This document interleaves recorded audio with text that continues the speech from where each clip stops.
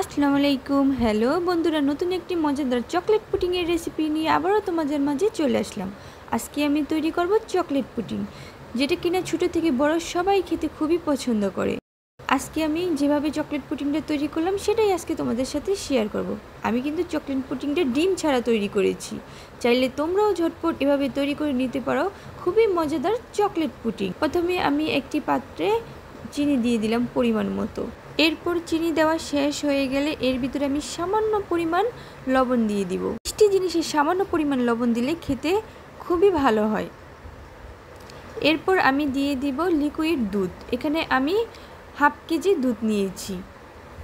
দুধ দেওয়া হয়ে গেলে এরপরে আমি এখানে কিছুটা কনডেন্স মিল্ক দিব, যাতে টেস্টটা ভালো আসে।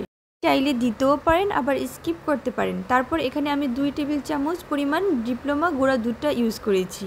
তারপরে আমি এখানে ভিভো কালার্স কোম্পানির আগার আগারা পাউডারটা ব্যবহার করেছি। আপনারা সব সময় এটা ভালো কোম্পানির ব্যবহার করার চেষ্টা করবেন। এখানে আমি 1 টেবিল চামচ পরিমাণ আগার আগারা পাউডার অ্যাড করে দিলাম। এটা করার সময় অবশ্যই আপনারা সবাই খেয়াল রাখবেন দুধটা যাতে ঠান্ডা হয়। এখানে গরম দুধ ইউজ করা যাবে না। আমি আগে থেকেই দুধটা জাল দিয়ে ঠান্ডা করে রেখেছিলাম।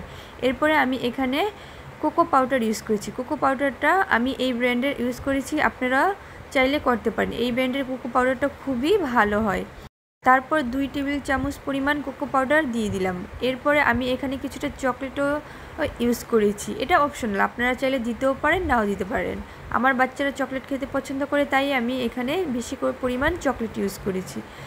তারপরে সব কিছু একসাথে মিশিয়ে ভালো করে জাল করে নিতে হবে। এখানে কিন্তু লাড়া বন্ধ করা যাবে না, এখানে অনবরত লাড়া দিতেই থাকবেন। এরপরে সব কিছু হয়ে গেলে আমি এখানে একটি বক্সের ভিতরে ঢেলে নিব। আপনারা চাইলে যে কোনো বক্সে বা কেকের মোল্ডও ঢালতে পারেন। এটা আপনাদের পছন্দ অনুযায়ী বক্সে ঢেলে নেবেন। বক্সে আপনারা গরম অবস্থায় সমস্ত উপকরণগুলো একসাথে ঢেলে নেবেন। ঠিক যেভাবে আমি করছি আপনারা ঠিক চেষ্টা করবেন সেভাবেই করতে। এটা কিন্তু খুবই অল্প সময়ের ভিতরে তৈরি হয়ে যায়। আমি কিন্তু এখানে খুবই কম সময় দুধটা জাল করেছি।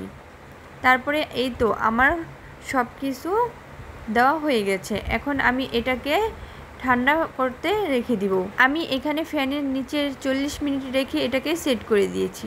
আপনারা দেখলেই বুঝতে পারবেন এটা কতটা পারফেক্ট হয়েছে। এখন আমি একটা ট্রের ভিতরে ঢেলে নিচ্ছি।